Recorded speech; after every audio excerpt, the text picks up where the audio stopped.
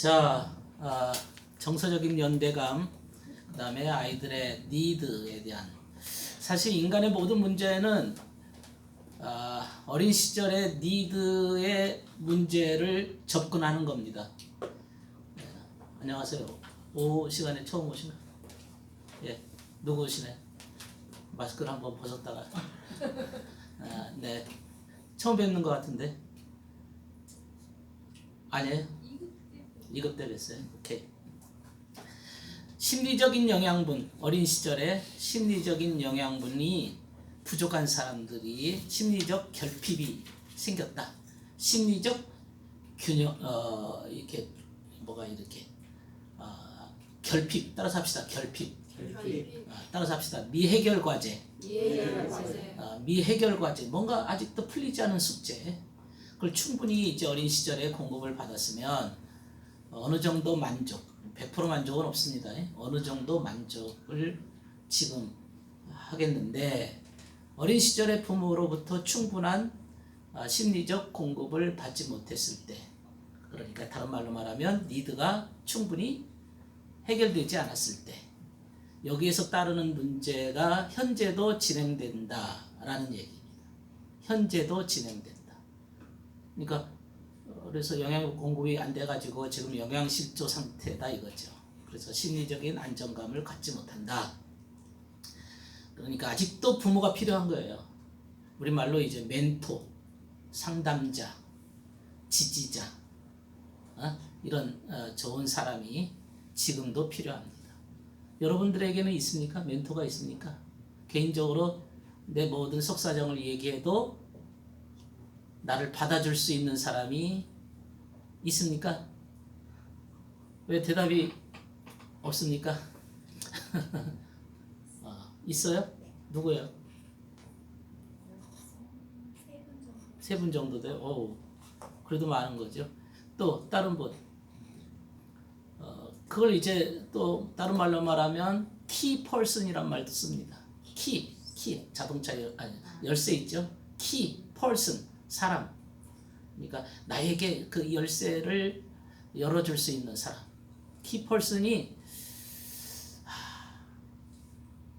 책으로 말하면 한 6명이 안 되면, 6명 정도가 없으면 신경증 환자가 된다. 뭐 그런 말을 써요. 한 명도 여러분 제대로 구하기가 쉽지 않잖아요. 키펄슨. 내 모든 것을 얘기해도 괜찮아 라고 얘기해 줄 수 있는 그 지지자, 정서적 지지자, 키펄슨이 여러분에게 있어야 되는데, 여러분이 이 공부한다고 하는 것은 인간의 내면을 이해해서 내가 그 키펄슨 당사자가 되주고 싶다. 응?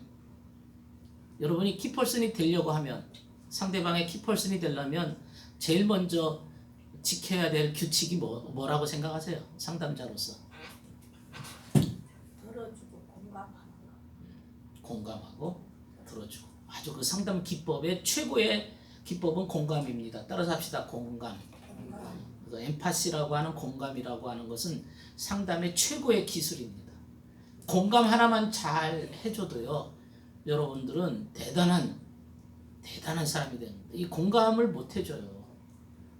공감이라고 하는 거, 엠파시, 정서를 읽어준다는 거. 이 공감에 대한 방법은 어떻게 하는 게 공감해주는 방법입니까? 뭐를 읽어줘야 돼요? 마음은 이제 너무 아까 우주와 같으니까 너무 크고, 마음 속에 뭐? 상처. 그렇지, 상처. 상처는 이제 골면 되죠. 그 상처를 이제 어떤 사람이 얘기할 거 아니겠어요? 나 이렇게 해서. 그러면 무엇을 공감해 줘야 돼? 상처라고 하는 어떤 사건과 그 아픔에 대해서 얘기할 때 상담자는 무엇을 읽어줘야 돼요? 감정. 그렇지, 잘하시네. 감정을 공감해 줘야 돼. 예를 들면 네가 힘들었구나, 슬펐구나, 기뻤구나, 즐거웠구나, 이 감정을 읽어주는 거 굉장히 중요합니다. 이거 쉽지 않습니다. 우리가 감정을 읽어줘야 된다는 말은 잘하는데, 실제적으로 감정을 어떻게 읽어주는 것인지, 이게 우리가 이제 읽어준다는 말은 반영이란 말을 써요. 리플렉션, 반영해준다. 거울로 이렇게 비춰주는 거예요. 따라서 합시다. 반영. 아니요. 거울로 비춰줘야 되는데 예를 들면 저 사람의 마음을 감정을 내 마음의 거울에다가 비춰서 읽는 거예요. 그리고 그 사람한테 슬프군요 라고 되돌려 주는 거예요. 반사시켜 주는 거예요. 저 사람한테. 또 무엇을 읽을까요? 감정을 읽고 그 다음에 생각을 읽어요. 아, 당신이 이런 생각을 갖고 계시군요. 따라서 합시다. 군요. 다시 한번 군요. 이런 생각, 이러이러한 생각을 갖고 계셨군요. 라고 또 반영해 주는 거예요. 반사시켜 주는 거예요. 그게 공감하는 거예요. 행동도 공감하고 이거 공감 하나만 여러분이 충분히 잘하면 사실은 상담의 한 80%는 다 했다고 볼 수 있습니다. 공감을 하는 것 같지만 안 하고 있고 못 하고 있어요. 잘 못해요. 네, 쉽지 않습니다. 이건 하여튼 이거 잘못하면 다시 공부해야 돼. 공감 하나가 대단한 무기입니다. 왜냐하면 어려서 부모님이 그 공감을 안 해줬어. 받아본 일이 없어. 공감을 받아본 일이 없어. 네. 한 번도 누구한테 내가 얘기했을 때 그야말로 그렇구나, 네가 그랬구나, 그런 아픔이 있었구나, 네가 그런 아픔이 있었구나 라고 누군가 나를 있는 그대로 나의 실수와 잘못이라도 그것도 그냥 허용해주고 받아주는 그러한 키퍼슨이 내 일생에 얼마나 있었을까.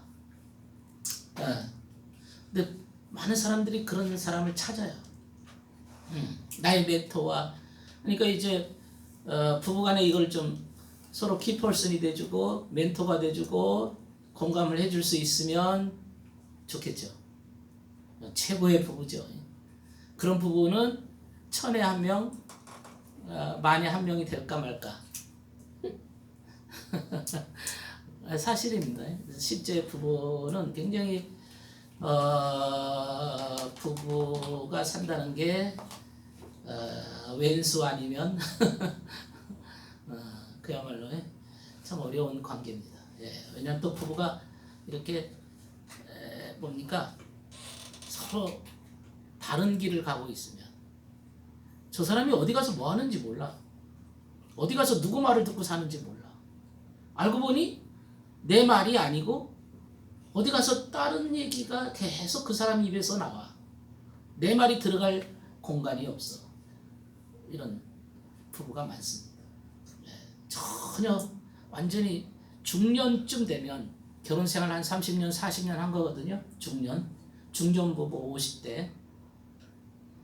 중년 부부의 그 인간관계, 서로 관계 유지하는, 관계를 어떤 식으로 유지하는가를 보면 저분들이 지난 세월에 어떻게 살았는가가 보여요.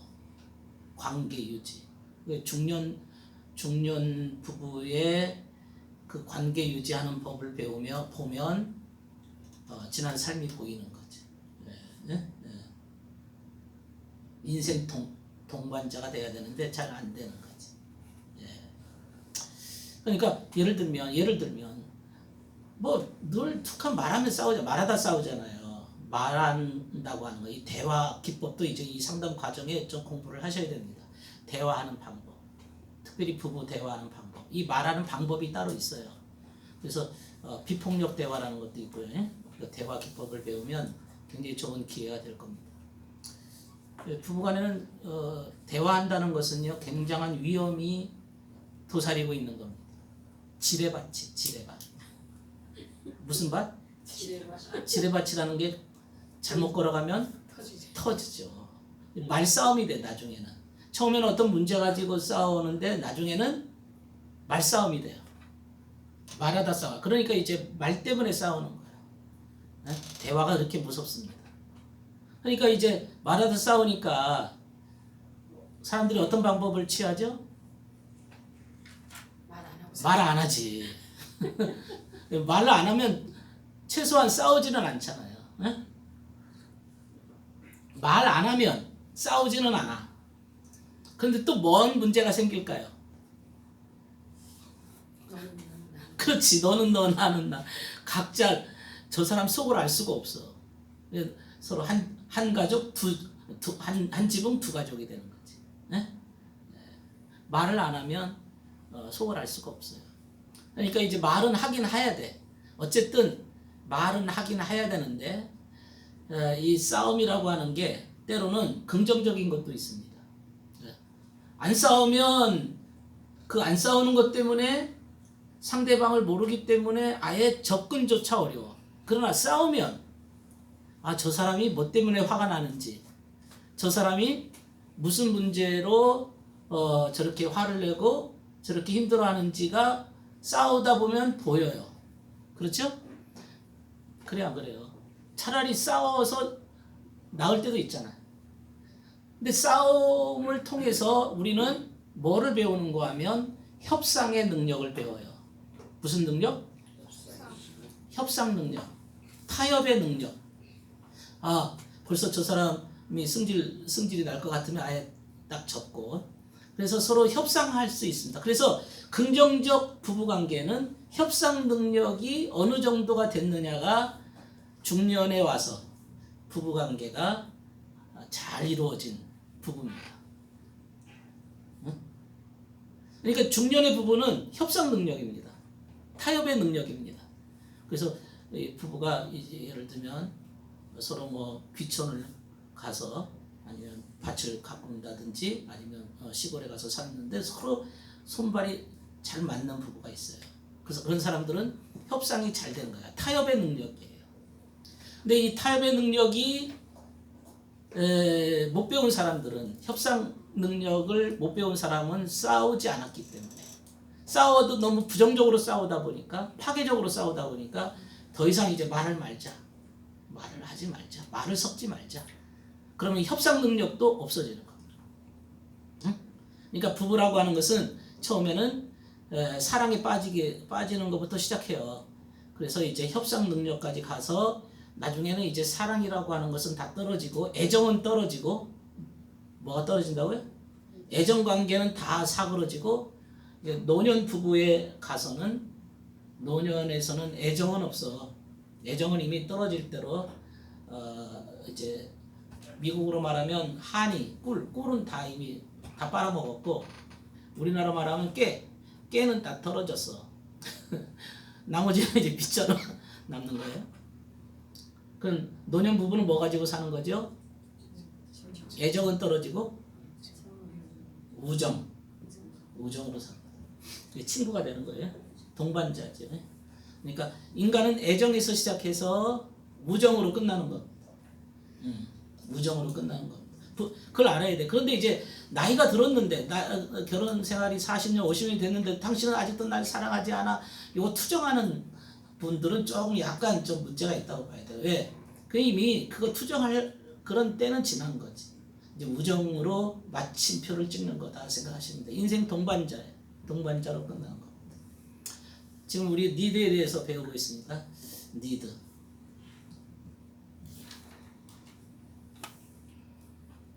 그 다음에 이제 수치심에 대해서 당황할 때 수치심. 당황할 때의 수치심. 당황스러운 순간이란 우리가 전혀 예측하지 못한 일이 벌어지거나 벌어진 일을 어떻게 해볼 도리가 없을 때, 아까 말한 대로 지난 여름에 한 짓을 내가 알고 있다. 당황스럽죠. 맞아, 당황스럽죠. 그 당황스러운 순간에 그 신체적인 특징이 어때요? 지금 이 책에도 나오는데 입에서는 억소리가 나오고, 그 다음에 몸이 약간 굽어지고, 어깨는 안으로 굽고, 하체도 안으로 굽게 된다. 몹시도 창피스러운 경우에는 심장박동을 느끼고, 남들이 시선이 집중될 때는 얼굴이 붉어지고 식은땀이 나고, 또 얼굴이 붉어지고 맥박이 빨라지고, 이런 반응이 생겨요, 몸에서. 그런 적이 있으셨어요? 있어 본 적이 있으세요? 몹시도 당황해서 막 식은땀이 나고 막 온몸이 쭈뼛쭈뼛거리고 얼굴이 화끈거리고 그런 적이 있어요? 근데 지금 말고 어린 시절부터 지금까지 얼굴이 화끈거리는 그러한 경험이나 그러한 시간을 보낸 적이 있으세요?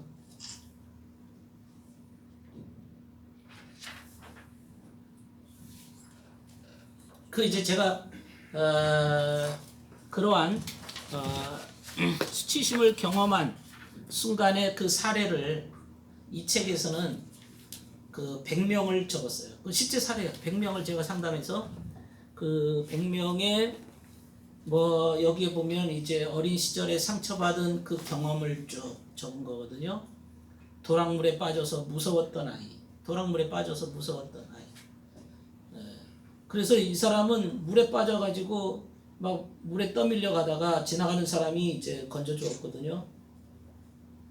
그래서 지금도 물이 무섭다고, 지금도 물이 무서워서 어떤 사람은 세수도 못할 정도로 그 심리적인 후유증이 남아있는 겁니다. 엄마의 무관심 속에 자란 사람, 도시락을 엄마가 늘 준비하지를 못해줬어요. 그래서 자기는 늘 집에서 가장 노릇을 했고, 그래서 그것 때문에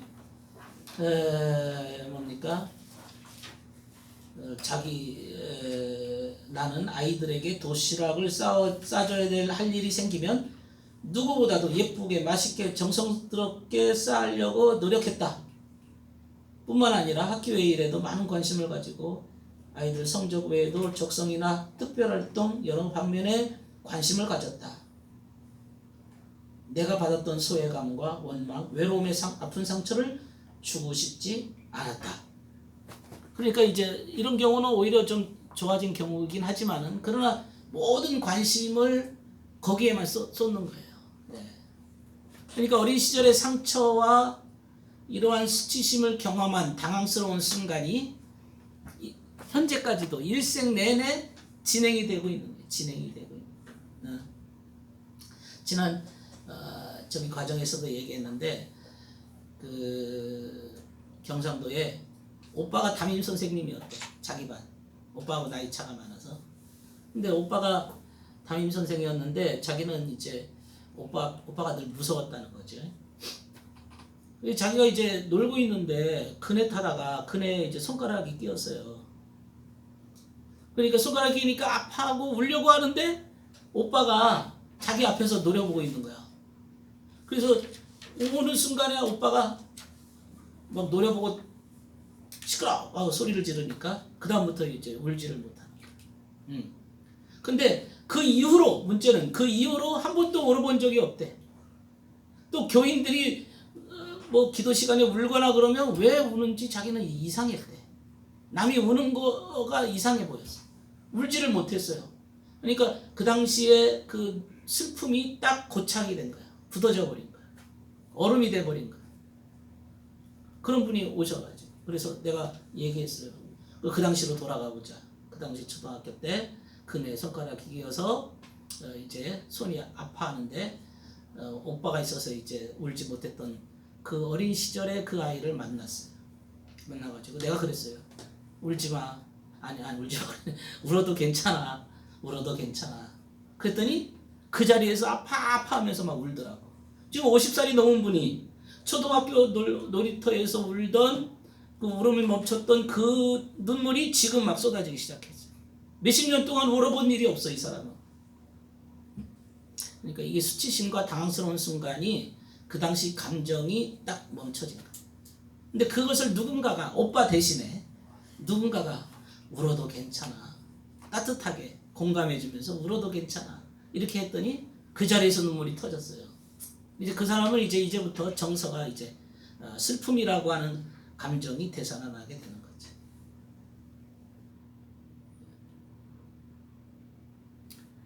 여러분 하실 수 있겠어요? 할 수 있겠어요? 어떻게 하면 돼요? 어렵지 않아요. 첫째, 나이를 초월해서. 둘째, 그 사람이 상처받았던 나이로 들어가면 돼. 그 사람이 10살 때 상처받았으면 그 사람을 몇 살로 봐야 돼? 10살. 그 당시 상처 속에 들어가야 돼요. 이걸 가지고 재경험이란 말을 써요. 따라서 합시다. 재경험. 그러니까 아픈 것을 다시 재경험하는 거예요. 참 잔인스럽고 힘들지만 재경험하는 거예요. 졸리세요? 제 목소리가 졸음소리. 재경험을 시켜야 돼. 근데 여러분 이거 참 어렵습니다. 재경험한다는 게. 예를 들면 월남에 가서 전쟁을 했어요. 그때 막 사람도 죽고 막 그런 상황에서 전쟁터에서 살아남은 사람. 이런 사람한테 사실은 월남에서 있었던 일을 얘기해 보세요. 그러면 아이고 말도 마세요. 뭐 그런 일을 꺼내요. 그 말 안 하지. 네? 그럼 평생 그 상처를 안고 살아야 돼. 근데 다시 그 시절로 돌아가야 돼. 요게 그 심리 치료의 가장 그 핵심이거든요. 그 시절로 돌아가야 돼. 그 아픈 경험을 다시 한번 해야 돼. 그리고 누군가가 그 당시 있었던 일에 대해서 뭐를 해준다? 공감해준다. 거기서 상처가 회복이 돼요. 치유가 돼요. 이거 요 재경험을 시킬 수 있어요, 여러분? 그 사람이 재경험 안 하려고 하겠지. 상처니까.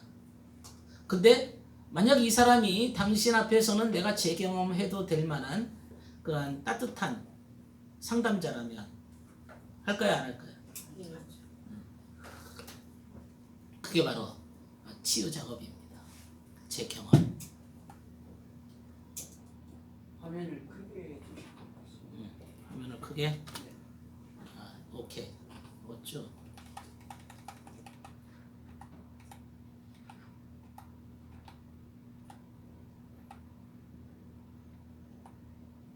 수줍음. 혹시 여러분들도 가만히 말을 안 하시는 거 보니까 수줍음이 많으신 분들만 오신 것 같아. 수줍음이 뭐예요? 여러분 나는 처녀 때 수줍음을 많이 탔다. 그런 분 계세요? 그래. 지금도 타시는 것 같은데. 지금도 타시는 거. 수줍음이 뭘까요? 수줍음은 주로 낯선 사람한테 할까요? 이렇게 가까운 사람들한테 할까요? 낯선 사람. 낯선 사람. 네? 낯선 사람에 만나면 엄마 치마 뒤로 숨는 아이들 있죠. 얼굴을 못 들어요. 그건 왜 그럴까요? 수줍음이라는 것은 자기 보호예요. 기능이에요. 그러니까 낯선 사람을 하면 아무래도 그 위험하잖아요. 그러니까 낯선 사람으로부터 해를 입지 않게 해주는 자연스러운 경계선이다. 그게 수치심 아니죠. 수줍음. 그러니까 자기 보호 기능이 있는 거지. 자기를 보호하는 기능. 네? 이 말은 그만큼 불안전하다 이런 얘기지. 환경이 불안전한 환경에서 수줍음이 생기는 거겠죠. 네. 공동체 요구되는 수치심. 공동체. 자, 아까 수치심이라고 하는 것이 어떤 메시지가 들어있다고 했어요? 수치심은 인간의 무엇을 알게 해준다? 한계를 알게 해준다. 너는 한계가 있어. 너는 부족한 사람이야. 근데 수치심이 더 깊어지면 한계가 아니라 문제가 된다. 너는 문제가 많아. 스스로 얘기하는 겁니다. 너 문제가 많은 사람이야. 이렇게 얘기하는 거예요. 그런데 한계가 있다고 하는 얘기는 자신은 부족하다는 얘기잖아요.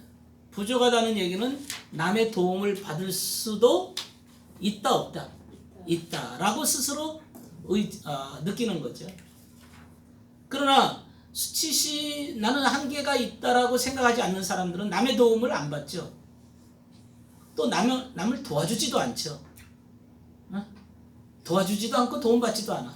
그거는 자신은 완벽하니까 남 없어도 나는 살아 이렇게 생각하는 사람들. 그러나 공동체라는 것은 혼자 살 수는 없잖아요. 무슨 자기가 유아독존도 아니죠. 그러면 어떻게 돼요? 도와주기도 하고 도움을 받을 수도 있어요. 오늘날 이 공동체가 어디일까요? 여러분 주로 공동체.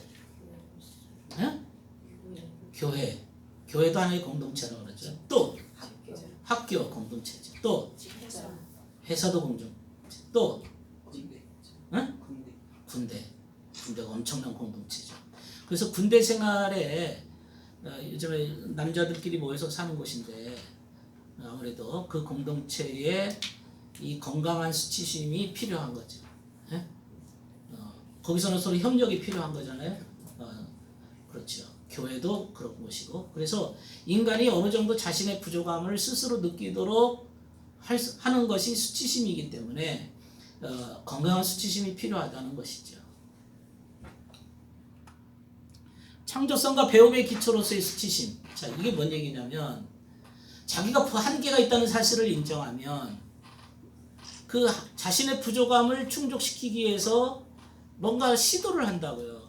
응? 그러면 창조성이 생기는 거죠. 배움이라는 것도 자신이 부족함을 느끼기 때문에 공부를 하고 배우는 거죠. 여러분이 여기 오셔서 배운다는 얘기는 부족함을 인정했기 때문에, 그럼 배움을 통해서 창조성이 또 생기는 거죠. 그래서 인간이라는 존재는 창조성과 배움의 기초가 필요한 거죠. 그걸 통해서 처음에는 부족하지만 그러나 나중에는 창조성이 생기게 되는 것이죠. 예.